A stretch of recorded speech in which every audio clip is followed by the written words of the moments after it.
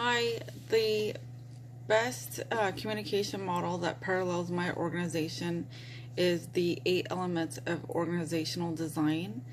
And first, on the formal side, we have the Dental Board of California. They make all the laws, regulations. Their whole primary purpose is public protection. The dental board is made up of dentists, primarily dentists, and there is one public member, one dental assistant, and one dental hygienist. So the actual dental board, the voting members, have been dentists from the community. They, as a organization, do make the decisions. They run the government forums. They make the different rights. They pass the different decisions for the Dental Practice Act. So as things move through legislation, ultimately they have to be voted on by the dental board. As far as dentistry as a whole, then the dental board governs all the dental health teams. So that's dentist, dental hygienist, and dental assistant. So the focus of mine is going to be dental assistants, because in California and a lot of states,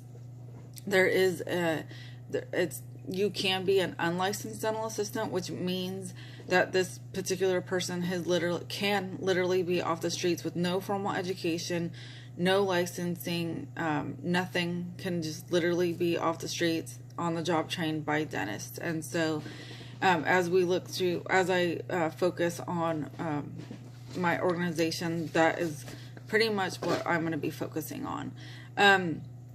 The formal motivators, the different people who come into play, we do have to follow the Dental Practice Act, and as different things happen in the Dental Practice Act, they will be voted on. So the end decision is the dental board itself.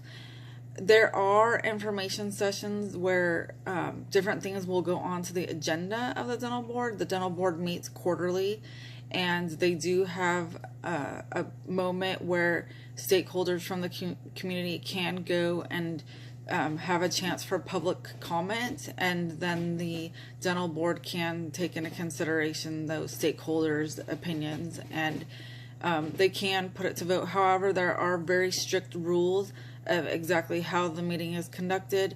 If there is time for public comment, depending on the session and what is being voted on, sometimes the dental board cannot talk back or ask questions. So it depends on how the actual meeting is structured, but it has to go out for public review and comment.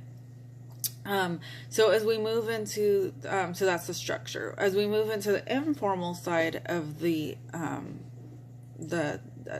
dentistry, we look at what are the norms. Dentists are running their practice. They're hiring dental assistants, unlicensed or licensed. How are we looking at that?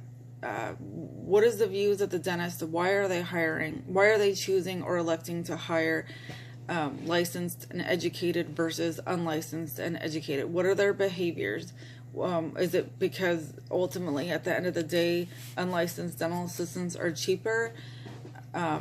Is it because they just feel like it's not necessary? So those are the different things, the different norms that we're looking at. The different commitments.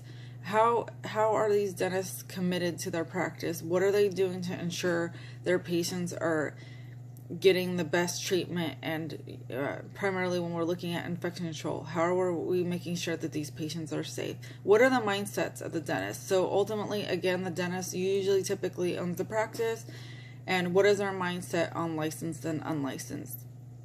And then the final is we have networks. So in dentistry, there's networks for dentists. So we have the California Dental Association, the American Dental Association, and then we have for dental assistants, the American Dental Assistants Association and the California Dental Assistants Association. And that's where those are just naming a couple that are out there, and there are many more, but those are the primary ones that dental assistants and dentists would go to. So that's my organization, and that's how our communication model is. Thank you.